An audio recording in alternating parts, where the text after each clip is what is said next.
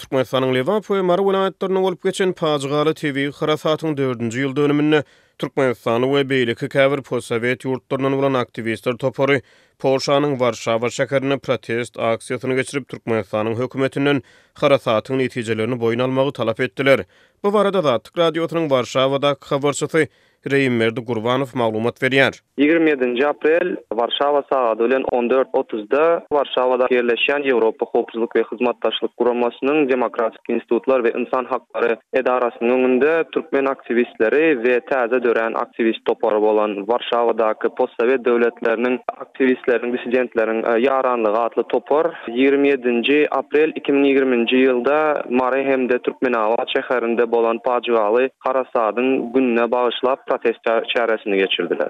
Diýip Gurbanow habar berdi. Çäre gatnaşanlar Ýewropada howpsuzlyk we hyzmatdaşlyk guramasyna ýüzlenme bilen çykyş edip bu guramadan türkmen hökümetini harasatyň ýol açan netijelerini boýun almagy, dikeldiş işleri barada hasabat bermäge çağırmagy talap etdiler.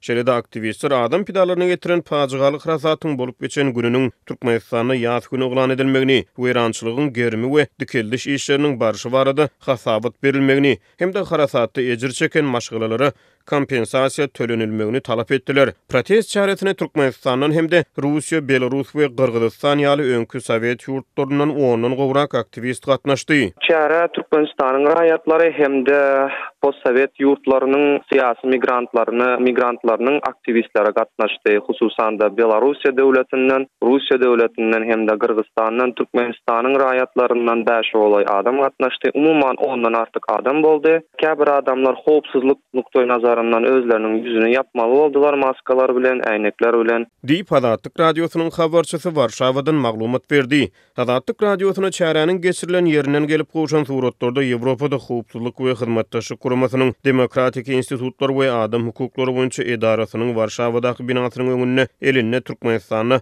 adam hukuklarynyň ösdürilmegine çağırış edýän şygarlary göterip surata düşen aktivistleri görmek bolýar. Zatlyk radiosynyň habarçysy bilen gurrundaş bolan daşary ýurtda aktivistler öňkü Sowet giňişçiligine awtoritar rejimlere garşy görüşmegi özleri üçin umumy maksat hasaplaýanlyklaryny aýdyp bu ugurda türkmen aktivistlerine raýdaşlyk bildirdiler. Bu Pajygaly wakanyň bolanlygy hakynda we postsowet döwletleriniň aktivistlerine gurrun berenden soň olar hem Türkmenistan raýatlaryny goldamak üçin protest çäresine gatnaşdylar. Diýip Zatlyk radiosynyň habarçysy aýdýar.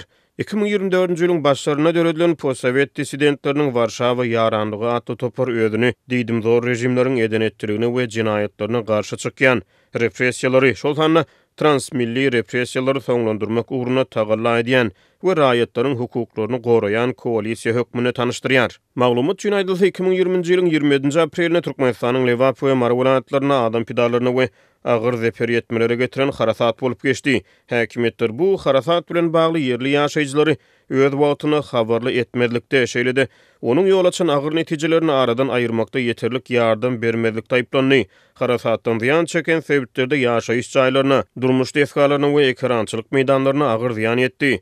Zatlyk radiosynyň habarçylary harasatdan ejir çeken sebäpleri öz başlangyçlary bilen öz başda haýyr sahabat ýardamlaryny toplamaga finansiýan raýatlaryň meýletinçileriň häkimetler tarapyndan ýazarlanyny habar berdiler. Türkmenistanyň hökümeti ýurdun günnägor we günorta günnägor sebäplerine bolup geçen TV helakçyligi ikrar etmedi. Şeýlede döwlet ýeçiligine köpçüliklerini habar berişleri işleri we elektron nesirler bu harasat barada habar vermedi.